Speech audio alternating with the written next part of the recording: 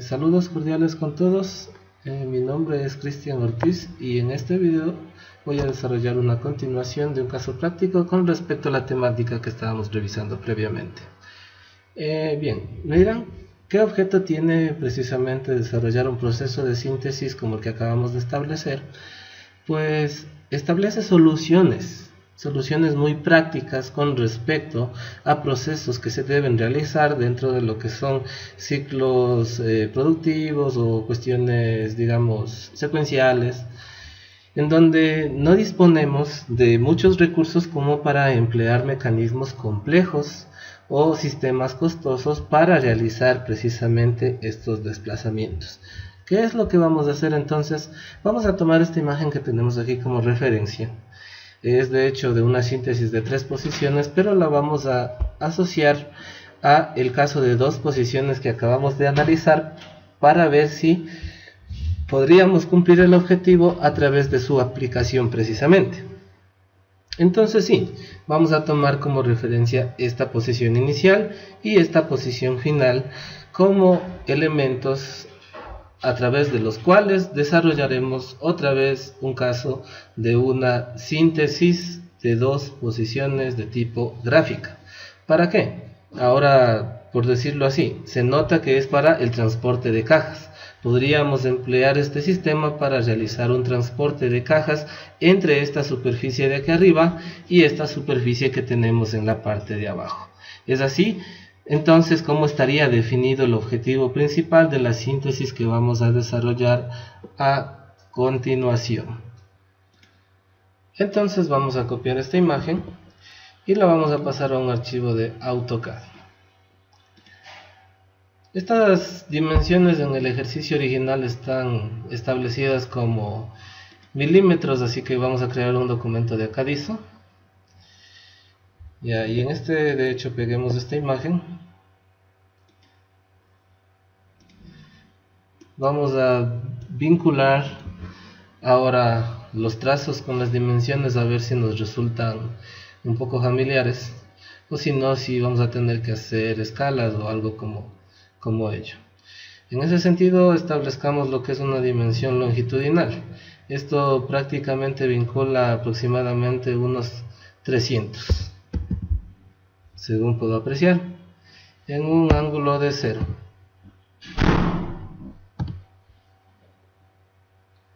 Ya, está muy por encima, entonces, al ser así, vamos a reducir esto a una escala de 1/5 también aproximadamente.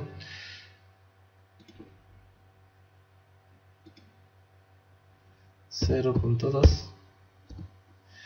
Ya. Y acercamos ahora el gráfico.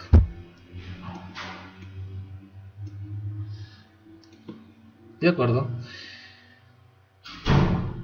Tenemos el gráfico en la parte de aquí abajo. Vamos a establecer varias capas para trabajar también, como hemos hecho en los otros casos, obviamente asignándoles colores diferentes para que se pueda evidenciar cuál es el objeto para el que hemos empleado cada una de estas.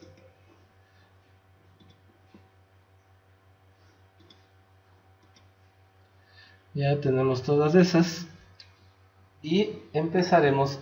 Como les digo, vamos a trabajar con la posición A1B1 y A3B3, ¿sí? Son las que tenemos que graficar para establecer la síntesis de 2 posiciones que hemos puesto como ejemplo en este caso.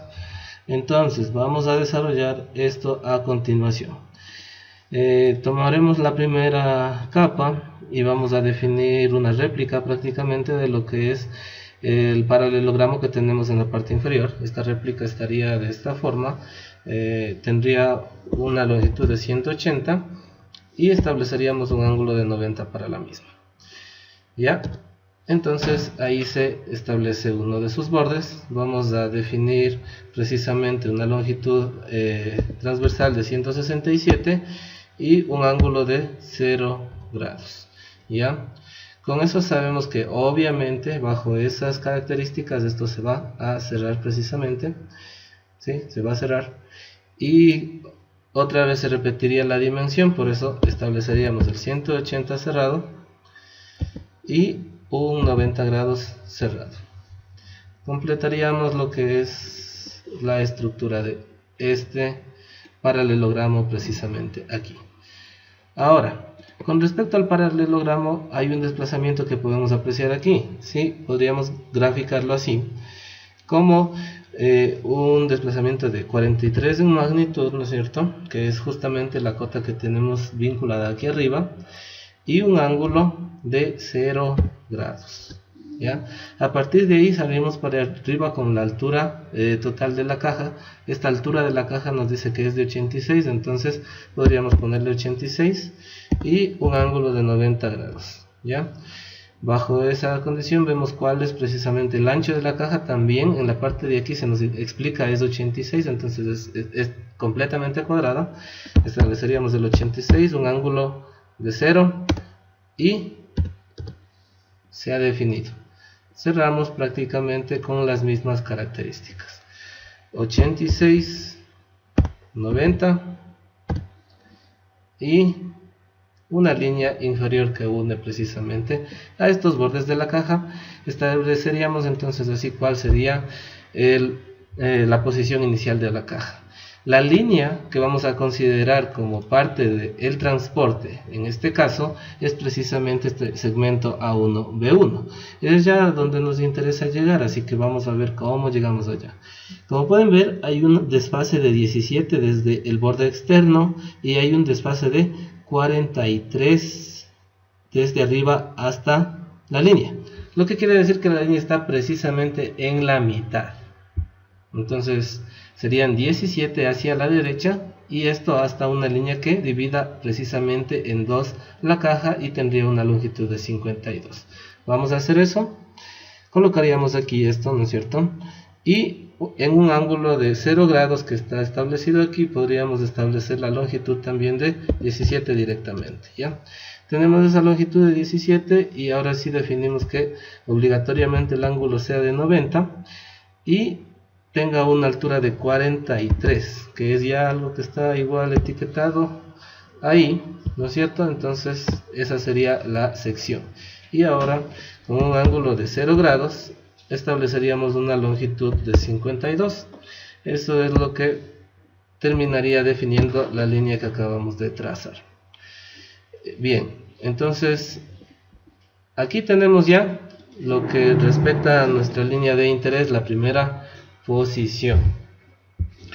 Ahora vamos a llevar todo hacia la tercera posición, que es prácticamente nuestra línea de interés.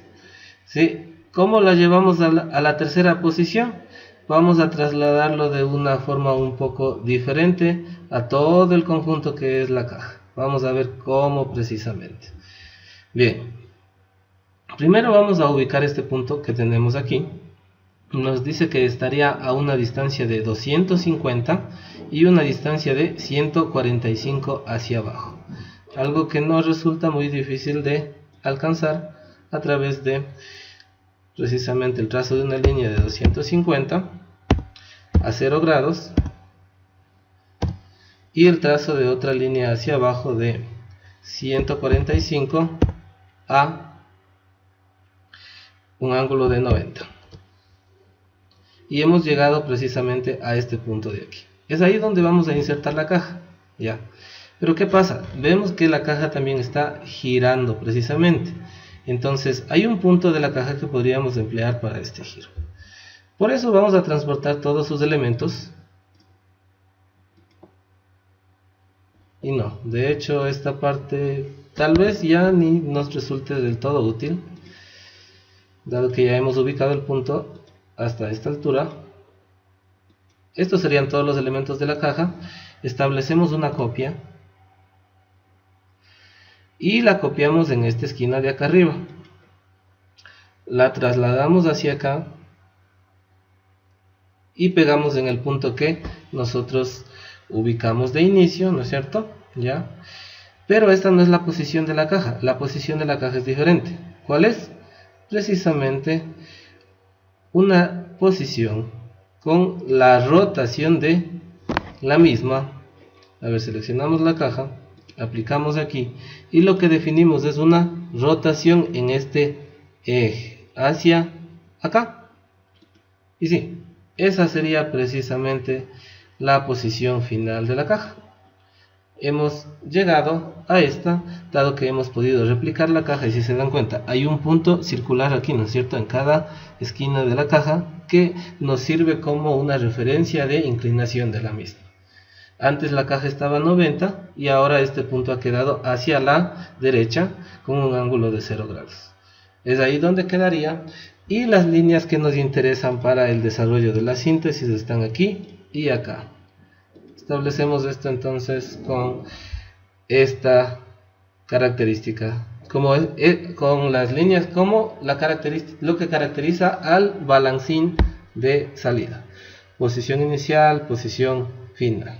Bien, ahora sí, tomemos en cuenta lo siguiente. Esto es una traslación de puntos, tal y como habíamos dicho, de puntos en conjunto, lo que define a estas líneas. La posición A1 que tenemos aquí se traslada a la posición A3. Entonces, esta posición viene hacia acá. Tenemos una trayectoria. Ahora, esta otra posición viene hacia acá, lo que sería B1 a B3. ¿Sí? Tenemos la otra trayectoria. Entonces vamos a definir, tal y como hicimos en la parte previa, una bisección de estas para establecer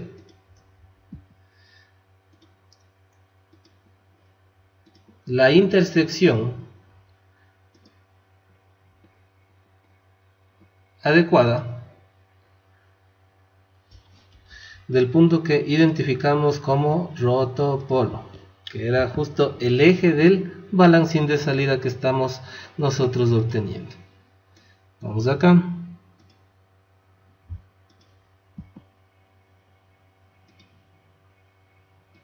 Ya. Y acá definimos justo en la intersección de las circunferencias la otra línea. ¿Ya? Bien. Una vez que hemos hecho esta prolongación, sabemos nosotros que este punto de aquí se definía como rotopolo. Este rotopolo va a estar vinculado con lo que es la línea de salida. La línea de salida será parte de un balancín, ¿sí? Este balancín entonces es un solo elemento y vamos a emplear la capa número 4 a partir de aquí, que se una con la posición inicial y la posición final. ¿Sí? Ahora sabemos que todo esto en conjunto, esto de aquí con esto de acá y esto de aquí con esto de acá, es un solo elemento, el balancín de salida que acabamos de encontrar, y sobre ese balancín de salida vamos a trazar lo que respecta a una circunferencia que lo pueda dividir en un ángulo adecuado. Ahí tal vez, como les explicaba previamente, no hace falta que nosotros establezcamos una medida de esta circunferencia. Estaríamos estableciendo una línea de referencia justo ahí, ¿ya? Y a esta línea de referencia podríamos prolongarla. Dado que ya estamos con las condiciones de construcción establecidas, vamos a pegar esto en un extremo, en un costado, ¿ya? Y en este costado vamos a deshacernos prácticamente de todo lo que empleamos para construcción y no nos interesa. Trayectorias. Eso. Esto de acá. Vamos a dejar esta parte de aquí incompleta para que de hecho no nos cause problemas, pero la vamos a dejar. Ya. Sí, considero que, a ver, dejemos incompleta así, esta en la parte de abajo, ¿ya? A esta la vamos a eliminar la parte de aquí y a esta la parte de acá, ¿ya? Así tendríamos solamente líneas, aun cuando con el simulador muchas veces existen inconvenientes, así que vamos a desplazar también un poco esta, ya. En fin, nos interesa la parte amarilla porque es precisamente a través de la que nosotros vamos a establecer el movimiento entre estas dos posiciones. Hemos ya definido una línea que nos va a servir para establecer dicho movimiento. A esta línea la vamos a prolongar con la misma inclinación. Ese es el punto, que conserve dicha inclinación. Podríamos establecer la conservación de la inclinación solo con que exactamente esté esta línea así, o con la función de prolongación de la recta. Pueden acomodarse a cualquiera de ellas. Ya estableceríamos que se extiende hasta este punto de acá tal vez.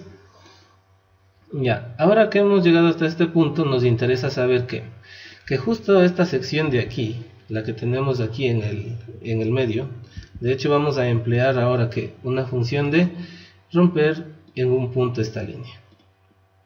Justo aquí la vamos a dividir para que nos queden los dos segmentos. Este segmento de aquí nos va a servir para nosotros poder establecer lo que es el diámetro, ¿no es cierto? Una línea, un círculo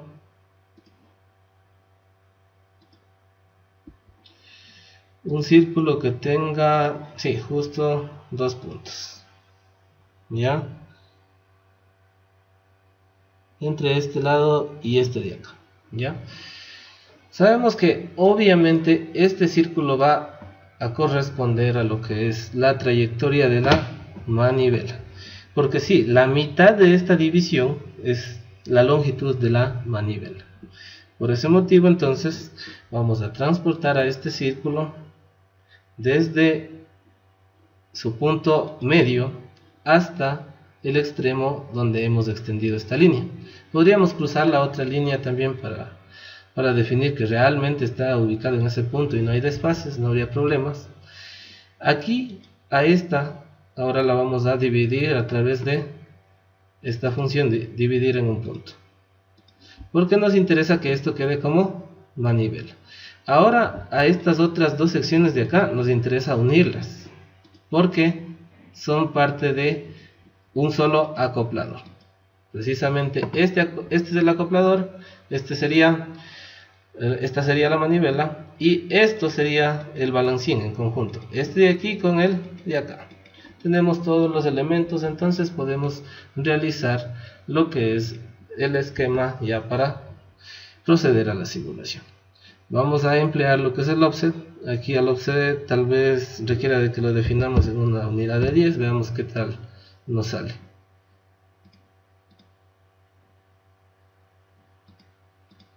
¿Ya? De aquí a acá, de aquí a acá. Hemos establecido este offset aquí, este offset aquí, este offset acá, y aquí y acá precisamente. Las líneas de construcción centrales de estos de aquí no nos interesan, ¿ya? Vamos a definir los primeros bloques, que sería, el primer bloque sería la manivela. Tendríamos nosotros esto, ¿no es cierto?, en conjunto como algo que vamos a unir, ¿ya? Ahora otra vez vamos a establecer una línea de cierre aquí y otra línea de cierre en el otro extremo, ¿sí? Estamos cerrando correctamente. Vamos a seleccionar todas las que son parte ahora del acoplador, ¿no es cierto? Y lo vamos a definir con la función de unir, ¿ya? Tampoco nos interesaría las líneas que hacen eje, así que las vamos a eliminar. Vamos a definir posiciones. De hecho, este que es el balancín, como forma parte de un todo, vamos a extenderlo de esta forma. Y sí, vamos a utilizar la función de extender en este caso, así. Vamos a regresar esta línea de acá a la posición de intersección para no recortarla. Vamos a cerrar lo que es la última parte No nos deshacemos de esta porque nos interesa que aparezca como referencia de posición, y utilizamos la función de recortar aquí, aquí y aquí, y quedaríamos prácticamente con el sólido establecido. Nos falta únicamente unir sus componentes como en los otros, y los unimos. ¿Sí? Está establecido el balancín, la manivela y el acoplado. ¿Ya? Es ahora que podemos proceder a pasar a simular. Bien, aquí lo vamos a guardar como un DXF. A esto vamos a asignarle el nombre síntesis de caja. ¿Ya? Y guardamos precisamente aquí, en este punto, como DXF. Tendrán cuidado con eso, no lo dejamos abierto, y vamos al Working Model a importar este diseño.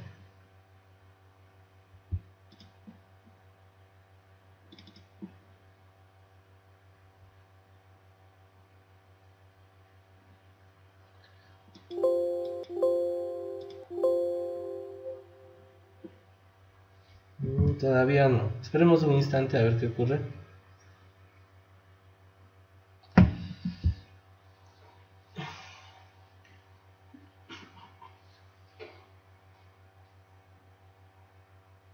Ya,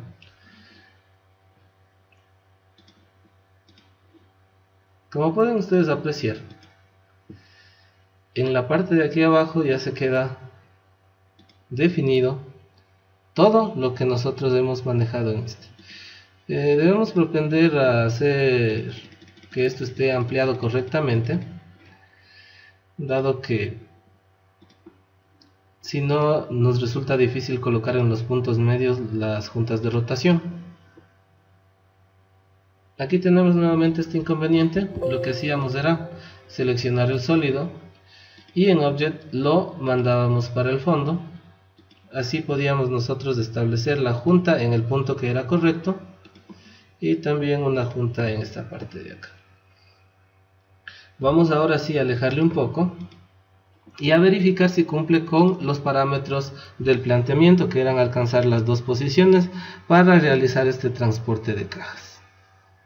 Bien, entonces esta sería una posición extrema, ¿sí? Y justo en esta posición extrema estaría llegando a la parte superior, ¿sí?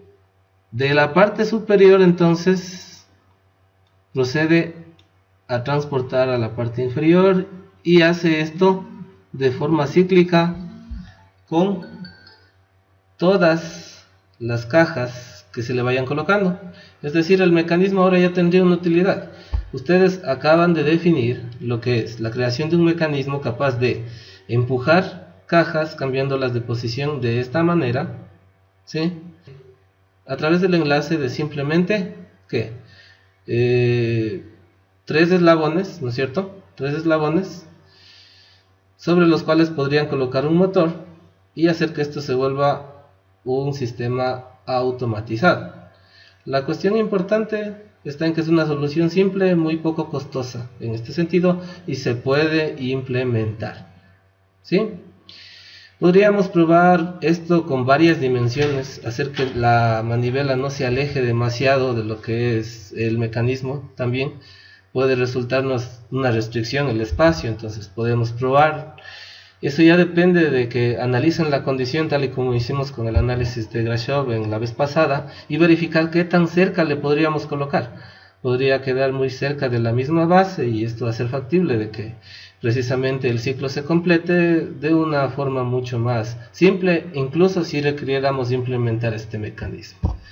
Eso es lo que les puedo entonces explicar con respecto a este caso, que hemos hecho ya una relación de aplicación un poco más compleja, considerando los mismos criterios básicos del cambio de posición de una línea. Entonces es todo lo que les puedo decir en este video. Espero verlos pronto en otro tutorial en el cual pueda guiarles acerca de otros casos de síntesis. Muchas gracias por su atención.